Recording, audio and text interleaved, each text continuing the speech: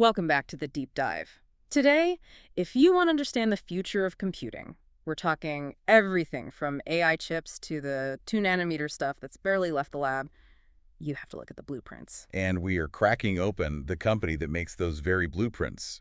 Tekscend, Photomask Corporation, code 429A, newly listed on the TSE Prime. Photomasks really are the stencils, right? If you get the stencil wrong, the entire chip, the multi-billion-dollar fab, it all It's fails. more than specialized manufacturing. This is, critical infrastructure. Absolutely. So our mission today is to really take apart the strategy of this pure play photomask giant. They are juggling massive capital demands, intense geopolitics. And a huge pivot to next-gen EUV technology, all while being a brand new public company. They just IPO'd back in October 2025. And we're looking for those surprising details, the things that really define their risk and potential. And we have to start with the biggest paradox of all. I mean, here's a company building the absolute future of technology, but its fate might just hang on whether its old landlord decides to renew a lease in 2032. That contrast really is the whole story of Tekscend. So, okay, let's unpack that history a bit. It's a classic spin-off story. They came out of Tupepan Holdings in 2022. And why did they do that? They needed freedom, agility. The photomask market moves so fast and costs so much, you just can't be tied down by a larger corporate structure.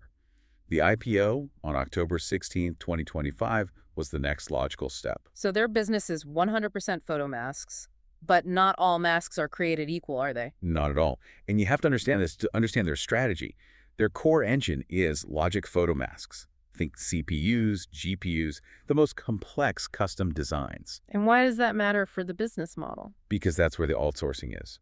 The logic market changes so fast, the designs are so intricate, that the big chip makers, the IDMs, find it's cheaper and faster to just pay a specialist like Tekscend. So they don't have to build their own multi-billion-dollar mask shops. Exactly. It saved them a huge headache. This is why they focus less on memory, like DRAM masks. Because the memory guys make their own. For the most part, yes.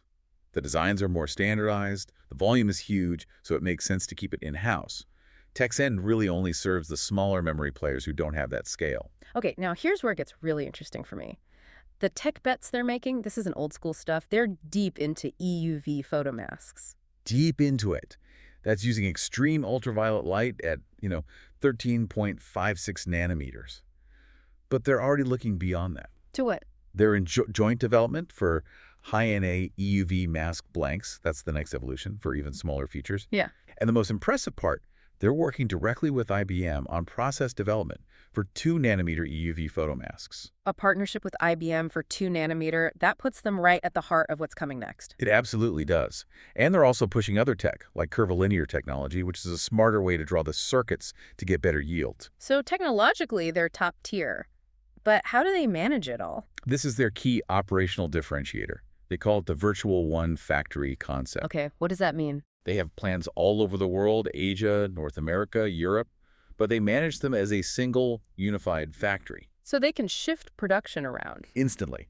It lets them level out demand, mitigate any local problems, and just run way more efficiently on a global scale. Yeah. In today's world, that kind of reliable supply is a brilliant strategy. All right, let's pivot from the tech to the money needed to build it. We're looking at their Q1 2026 results, and the first thing that jumps out is R&D versus CapEx. The comparison tells you everything. R&D is actually pretty modest, about 0.9% of revenue. So they're not inventing the core science. No, they're implementing it through partnerships, Yeah. like with IBM.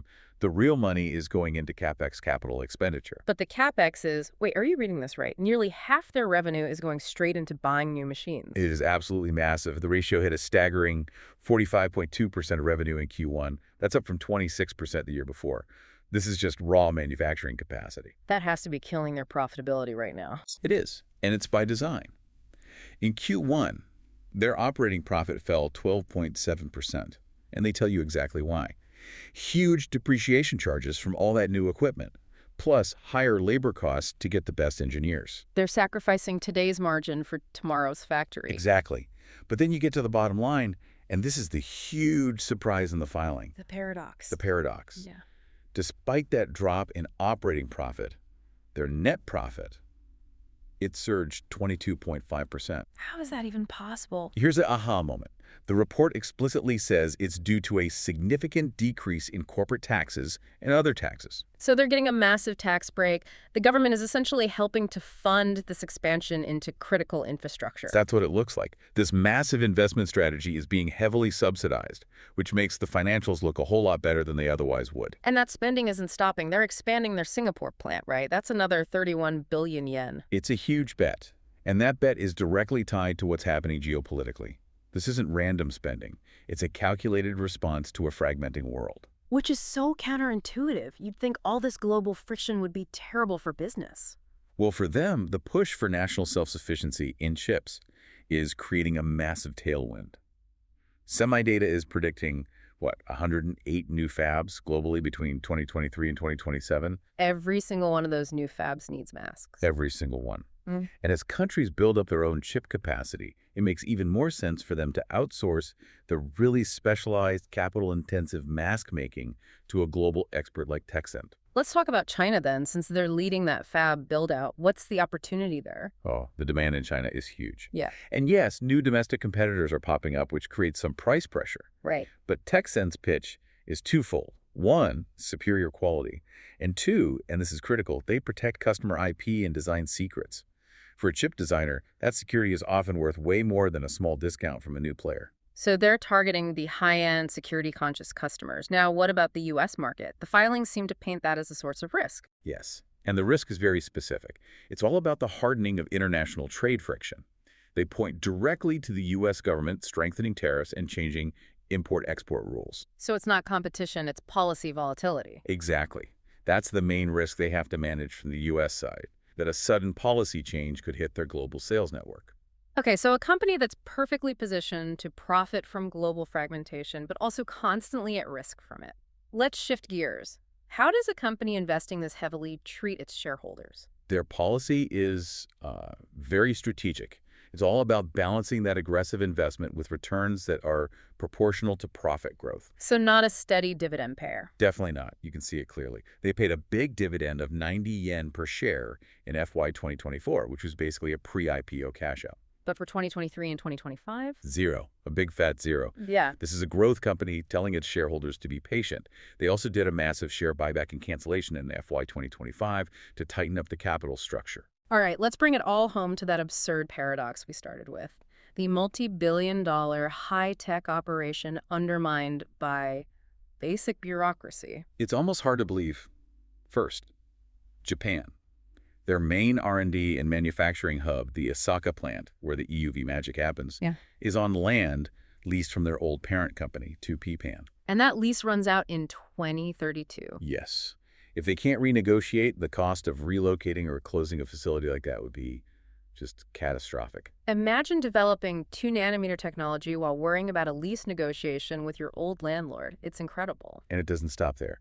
In China, their Shanghai plant is operating under a sort of regulatory grace. There are uncompleted administrative procedures on the property they lease. So they don't fully have the paperwork sorted? Not completely. The local authorities have given them a temporary approval to operate, but the risk remains that a future compliance crackdown could force them to move or even demolish the factory. So to sum this all up, Tekscend is basically the definition of critical infrastructure for the AI age. They're making a huge, future-forward gamble. They're sacrificing today's margin, getting a nice subsidy from tax relief, all to build the capacity for tomorrow's chips. But the defining contrast, the story of this company, is the sophisticated global virtual factory management on one hand. And these almost medieval risks of leasing land in Japan and navigating regulatory hurdles in Shanghai on the other, it's a fascinating split. Which leaves us with the critical question for you to think about. Given this enormous global build-out of new semiconductor capacity, how long can even the most advanced photomask maker sustain an investment rate of nearly 50% of revenue before global demand has to accelerate to justify that cost? And what happens if the next generation of tech, high-NA EUV, demands yet another massive spike in capital before these current multi-billion-dollar investments have even started to pay for themselves?